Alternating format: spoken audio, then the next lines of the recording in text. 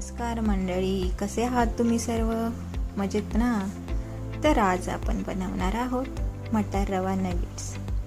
हे नगेट्स बनवायलाही सोपे आहे आणि याची चवही खूप छान लागते.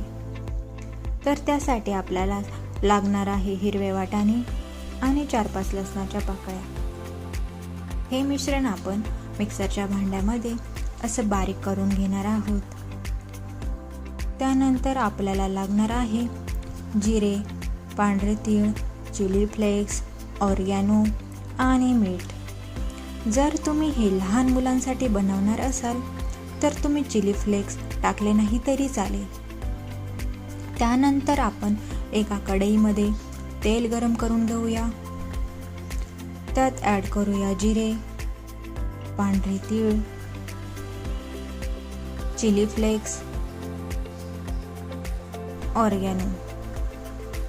आता हे छानपैकी परतून घेऊया.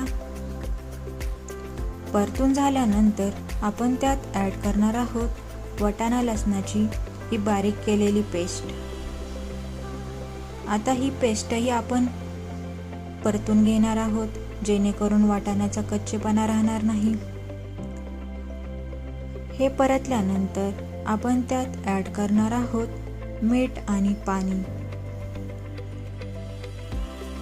आता हे मिश्रण असं एकजीव करून घेणार आहोत.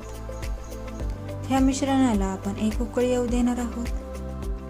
उकळी आल्यानंतर आपण त्यात ॲड करणार आहोत बारीक रवा. हा बारीक रवा आपण हलवून घेणार आहोत.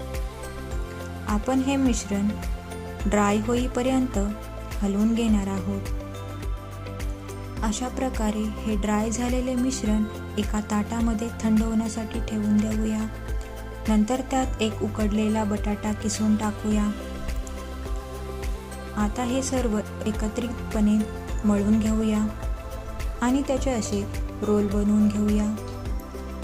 आता ह्या रोलला छोट्या छोट्या पीसेसमध्ये कट करून घेऊया. अशा प्रकारे तयार आहे आपले हे नगेट्स. आता हे नगेट्स आपण फ्राय करणार आहोत. त्यासाठी आपण एका कढईमध्ये तेल गरम करून घेऊया.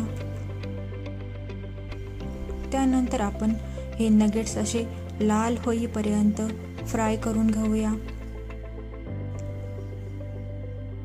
अशा प्रकारे तयार आहे आपले हे मटार रवा नगेट्स. हे नगेट्स आपण टोमॅटो सॉस मेयोनीज बरोबर खाऊ शकतात. Thank you for watching. Bye bye.